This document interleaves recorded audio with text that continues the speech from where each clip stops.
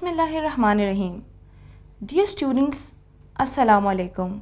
Your host Talia once again welcome you all to BS Level Biology program with course code 4401. Students, so far we have voyaged through major portion of our journey and I hope that we have been successful in imparting new concepts and new ideas up till now. Now let's welcome our expert and renowned biologist Dr. Muhammad Azad. Assalamu alaikum, sir. Walaikum assalam. Sir, how are you doing? Fine.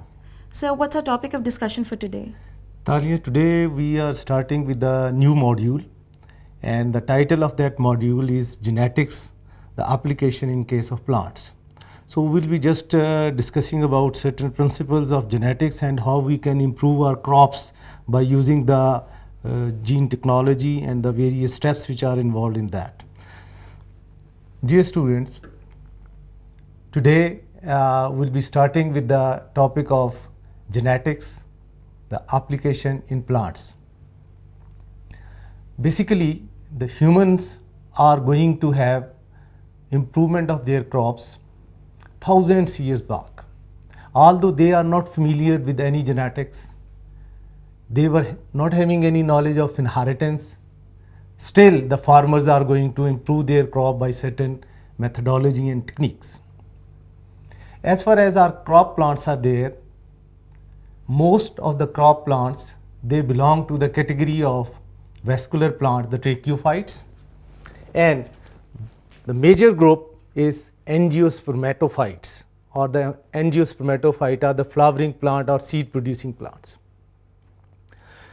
So in today's program, first we'll be discussing about the life cycle of angiosperm, a seed producing plants, and then we are going to go with the various breeding techniques, how the farmers are going to apply the techniques to improve their crops.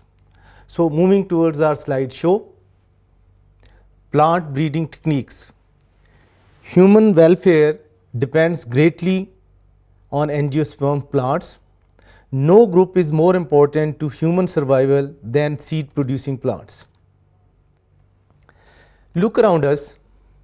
We often see packed crops and fruits in the supermarkets or wet market. Fiber containing foods have been taken in our diet since we are born. However, have you ever thought that what we are eating and enjoying are indeed originated from the agriculture technology? And what is that technology? The plant breeding technology. So these are the farmers. So they are going to invent new methods with the passage of time to improve our crops. No doubt that all of you know about plant breeding is involved in producing such special yields of our crop plants now. Indeed, defects of plant breeding are very limited. Contrary to that, it is great beneficial to humanity and human mankind. Before looking into reasons behind, let's introduce its background first. Plant breeding is originated from Western countries in early centuries. Do bear in mind that they are not genetically modified crops. So all of these are the organic or the natural crops. So what products we are going to derive from the seed plants or angiosperms? So we are going to obtain our food sources, we are going to obtain wood and many medication like atropine, digitalis, morphine, tuberculin, vinblastine, all of these medicines we are obtaining from these plants. There are two threats to the diversity of plant. First, destruction of habitat. So this is causing extinction of many plant species and animal species they support. Thus, second threat is disruption of habitat. That is the introduction of invasive and exotic species, that is the competitors, predators and pathogens. Going with the certain important aspects of this major group of plant, the angiosperms. These are flowering plant, seed producing plants, and they are having their dominant diploid sporophyte generation in comparison to the bryophyte, the non-vascular plant, where the dominant generation is a gametophyte generation. So the angiosperms are also going to show the phenomena of alternation of generation. their dominant generation, the sporophyte, is having root, stem and leaves. They are having, these are the non-reproductive part or vegetative parts. The flower is the reproductive part, which is going to have the male reproductive parts and the female reproductive parts. So going through a quick review of the floral parts as well as the life cycle of angiosperms. So angiosperms, sporophytes is the dominant generation. The large plant that we see is actually the sporophyte. Gametophytes are reduced in size. They dwell within flowers and depend on the sporophyte for the nutrients. Male gametophyte is called as pollen grain and female gametophyte is called as embryo sac. The floral structures, these are actually the reproductive shoots. They consist of 4 floral organs: sepals, petals, stamens and carpels. So this is one of the flower. These outermost layer, this is the sepals, these are the brightly colored attractive petals, and these are the stamens having anthers and filaments, and this is the carpel or pistil having stigma, style and ovary. Dear students, going with the animation of the floral parts of angiosperms. So these are the beautiful flowers from the different angiosperms. If we are going to look at, so all parts of flowers evolve from the leaves, and these parts are arranged in rows or concentric circles attached to a central axis which is called as receptacles. The sepals of flowers are collectively called as calyx and comprise the outermost roll. They are usually green and enclose a protective and flowers in the structures. So these brightly colored attractive parts, these are the petals. Collectively they are called as corolla, which usually has pigment. Often the colorful petals attract pollinators. The calyx and corollas having no sexual function, so these are accessory parts of flowers. The next role is that of stamens, and this is made up of bilobed anther and a long filament. Innermost part is having the carpels and pistils, and they are making the gynoecium, and this carpel is having the upper part stigma, style, ovary. Within the ovary, ovules are there, and the base of that nectaries, which is going to produce a sugary solution. If a flower has all floral parts, it is called as a complete flower. Any missing role would deem it incomplete flower. A flower that has both male and female rows present in the same is called as a perfect flower, and if a flower is missing any of the male or female part, it is called as imperfect flower. Imperfect flowers are either male, which are called as staminate flowers, or they can be female, called as pistillate flower. A species may have both kinds of flower on the same plant. Such plants are called as monoecious plants. Other species require 2 separate plants to bear the 2 types of flowers, the male flowers on one plant and female flowers on the other plants. So these plants are called as dioecious plants. The willow is the example of such variety of plants. The flowers that attract pollinators tend to be showy and fragments like rose and jasmine. So they have to attract the, you can say, the insects. Most of these are insect pollinated, but those which are wind pollinated like wheat or others, so they do not need to put extra energy into attraction because they have not to attract the insects. So they are just you can say not very brightly colored, not attractive. So these are the various parts of flowers. Dear students, so the stamens having the bilobed anther and long filament, this is actually the male reproductive part, and the male gamete is produced within the stamens, while the carpel or pistil, they are called as female reproductive part, and female gamete is produced within the carpels or pistils. And then the fertilization is going to occur, going with the bit detail of production of gamete or gametogenesis in case of plants. So this is one of the picture in which they have shown these 2 males and females reproductive part of flowers. So in the bilobed anther, so there is production of the male gamete, and here in the ovule production of the female gamete, fertilization is going to occur, embryo is produced, and then this embryo is going to develop into sporophyte, which is going to produce seed. The ovary is going to take the status of fruit, and ovule is going to take the status of seed, and seeds finding the favorable condition, they are going to germinate to give us again the full sporophytic plants. Transfer of pollen grain from anther to the stigma is defined as pollination.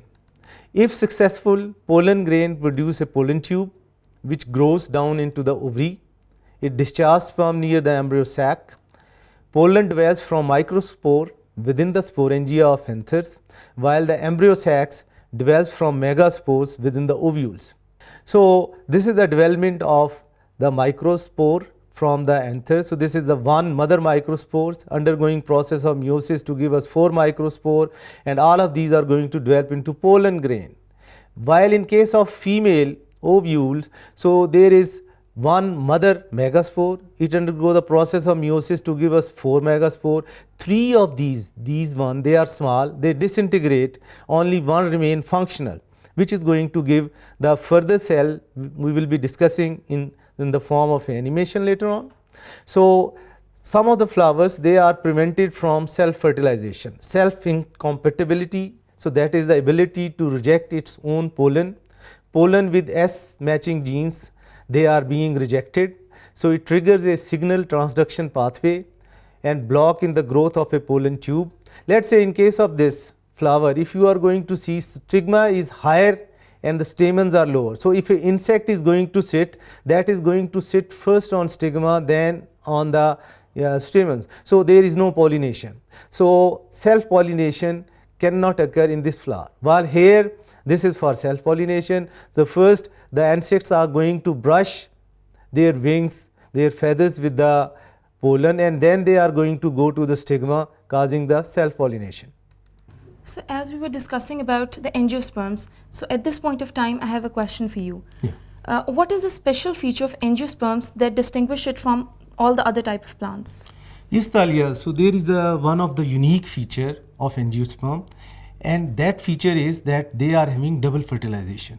This double fertilization is not present in other spermatophytes like in gymnosperms. So, gymnosperms are not having no double fertilization. So, double fertilization is one of the exclusive feature of the angiosperms. Dear students, continuing our discussion on the double fertilization and then going with the life cycle of angiosperm. So, basically the double fertilization, the pollen lands on a stigma by the process of pollination. It produces pollen tube.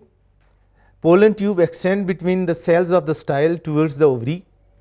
Pollen tube discharges 2 sperm into the embryo sac. One sperm fertilizes the egg, other combines with the pollen nuclei, and that is going to create endosperms. So, the ovule is going to develop into seeds, and this you can say whole of this is the basically a maize grain, a monocot, whole of this blue region, that is the endosperm, that is a triploid endosperm, and this is our main embryo which is going to develop into plant. Ovary is going to ripen into fruit, and it protects the enclosed seeds, that is going to also aid in seed dispersal by wind or animals. Fruits are classified as a simple fruit, aggregate fruits, and multiple fruits. Simple fruit is going to develop from a single carpel. The aggregate fruit is going to develop from multiple carpels. So, this is one of the fruit having you can say the multiple carpels involved within that. While that was the aggregate fruit. In case of multiple fruit, what is there? Multiple flowers are involved. Each segment develops from the carpel of one different flowers. So, this is one of the example of pineapple, a multiple fruit.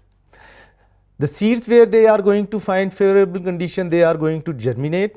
So, under the normal condition, this is the dehydration of seed leading to dormancy, and this dormancy increases the chance that germination will occur at a time and place most advantageous to the seedlings. So, this is the germination, the part which is going below the soil is called as hypocotyle, the upward going part the epicotyle, and these are the cotyledons which are going to appear from the germination of seed. Looking at the you can say the life cycle of a angiosperm. This is a main you can say the reproductive part. This is the dominant diploid sporophyte, and this is going to produce the haploid gametophytes. So male gametes and female gamete, both of these are produced. In case of anther, so these are the 4 pollen sacs. In each of these pollen sacs there is microspore or microsporocyte. By the process of meiosis, that is going to give us 4 microspores, and each of these microspores, so that is going to develop into the male gametophyte. As far as the female part is concerned, so this is the stigma, style and ovule. The carpel is there, and within the carpel there is one cell which is called as megasporocyte. It undergo the process of meiosis. One cell remain functional, and 3 of these cells, they are going to disintegrate. The surviving megaspore, that is undergoing the process of mitosis to produce us the various variety of the cells. So these cells which are being produced, so they are produced by the process of mitosis, and these are the 7 cells which are being arranged within a single ovules. And then by the process of pollinations, so this is the microgametophyte. This microgametophyte, that is going to be there transferred to the stigma, but before that, so there is 7 cells which are there. One, the cell is ova, egg, and 2 synergid or sporting cell, 3 antipodal cells and 2 polar nuclei in the middle. Through the pollination, the pollen grain is going to land on the stigma. A pollen tube is produced, and this pollen tube is going to reach near the micropylar end and delivering 2 sperms. So one of the sperm is going to fuse with the ova to produce a diploid zygote. The second sperm is going to fuse with the polar nuclei to give us a triploid cell, which is basically the endosperm, and this is called as double fertilization, which is a unique feature in case of angiosperm. Dear students, this was a brief outlook of the life cycle of angiosperm. Now looking at the plant breeding techniques, how the farmers are going to improve their plants. In this program, we will be going with the general plant breeding technique. Inshallah, in our next program, we will be going with the advanced methods of improvement of our crops. So looking at the, you can say, the plant breeding techniques which are adopted by the farmers. Going with the method of the plant breeding methods, the different methods are available. One is self-fertilization, that is pollen from a plant can fertilize the reproductive cell or ovule of the same plant, and this is going to increase the homozygosity. Cross-pollination, that is the pollen from one plant can only fertilize a different plant, and this is going to increase the heterozygosity. Backcrossing, pollen from offspring plant can only fertilize its parents' plants. And a selection, this is a selection method for upgrading of the genotypes. So these are the cross-pollination, the F1, then F2, by self-fertilization, hybridization, and this is going to give us the F3, the third variety of the crops, then F4, the different generation we are going to go. Asexual propagation gives a new plant which is genetically identical to its parent plants. To ensure the quality of the product, double haploid method, that is the polyploidies, double the chromosome numbers of the haploid plants during the cell division. So these cells, we are going to treat the cell with the colchicine to inhibit the spindle formation. The detail of this process of polyploidy we will be discussing in our next programs. The appearance of new species enhances the chances of survival with the changing environment. Self-pollination, example is peach. The stamens actually grow into contact with the pistil to transfer the pollen grain. However, peaches are considered self-fertile because a commercial crop can be produced without cross-pollination. Apple, like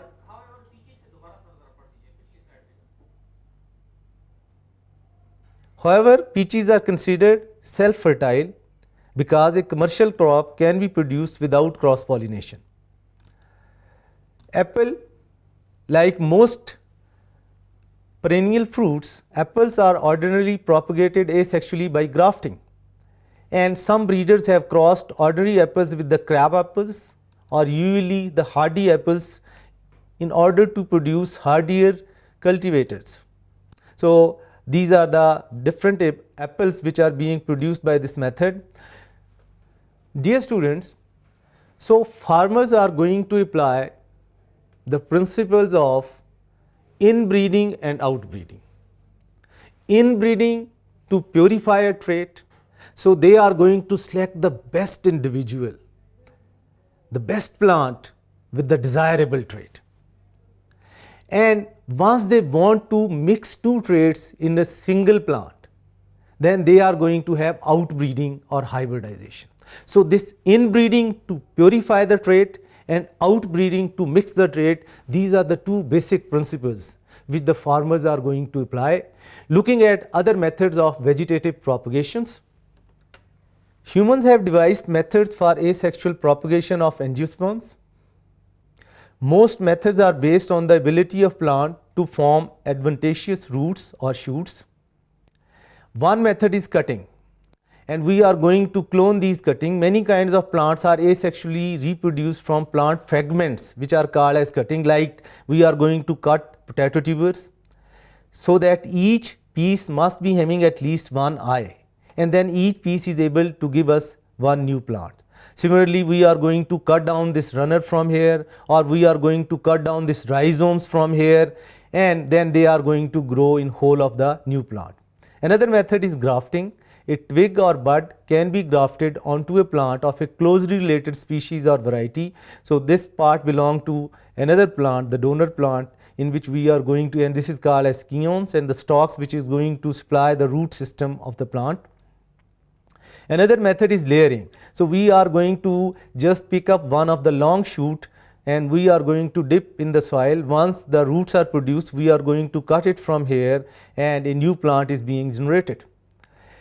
Then test tube clonings are also one of the important techniques, and we are going to grow these plants by fusion of the protoplast to create hybrid plants, and this fusion is going to occur after the removing of their cell walls. So this is one of the, you can say, the few parenchymatous cells from a carrot, which are going to give a mass of undifferentiated cells, which we are using the word callus for that, and this callus differentiated into an entire plant with leaves, stem and roots. Artificial selection is also one of the method. By hybridization, we are going to have the best crop. Maize is a product of artificial selection, is a staple in many countries, developing countries. We are also going to have genetic modification of certain crops. The detail of that we'll be discussing in our next programs, but here just to quote an example, that is the golden rice, which are rich in vitamins A. So all of these golden rice, they are produced by genetic engineering. Another method is the mass selection, selection of individual plants with the best trait, sampling seeds of selected individual to plant next generation. This is the oldest method of crop improvement. And improvement of heterogeneous native populations and improvements of heterogeneous native populations is there by this method. We are going to grow the population, then we allow random mating, then we are going to harvest and bulk seeds from desirable plants, then we plant new generation, and we are going to repeat. So these are the steps of mass selection. Dear students, looking at one of the last animation on the mass selection, at the dawn of civilization, people domesticated plants and animals, and these were the manual methods. So they are going to cut the crops like that, and then what they are going to do, so they are looking at the desirable trait. So what desirable trait? Wheat traits people selected that there should be no shattering, more seed should be there, bigger seed should be there, and free threshing should be there. So they are going to have the hand threshing initially like that. Later on, so they are going to have the breeding of those seeds which are having desirable trait. They are collecting these from those which are having the best traits which are there. Scientists continue to improve plants and animals through a process which is called as breeding, the careful selection of beneficial individual to use in the controlled process producing the next generation. So these are the important traits. The modern breeders are going to look at the traits that it must be giving high yield, good quality, resistance. These traits are controlled by the genetic makeup of individuals of the plants, by selection technique. These are the various growth regions of the wheat in the world. Both early and modern plant breeders use traditional selection. Traditional selection involves growing plant and selecting those with good trait to be used in further crosses, and modern plant breeders also have a new technology for selection which is called as marker assisted selection. Students, today we discussed about the life cycle of the angiosperm, the most of the crop plant, and traditional method of improvement of the crops. Talia, inshallah, in our next program, we'll be discussing the advancement in the crop improving methodology. So that's all for today. Thank you so much, sir, for such an enticing and informative lecture. Welcome. So students, now I would like to summarize today's lecture for you. In today's lecture, we discussed about life cycle of an angiosperm, then we discussed about floral parts, and finally, we discussed about different breeding plant breeding techniques. Students, I hope that today's lecture was clear, comprehensive, and it provided useful remedies for your difficulties. That was all from today's lecture. Inshallah, see you in the next program with more alluring knowledge. Till that time, take care of yourself and Allah Hafiz. Allah Hafiz.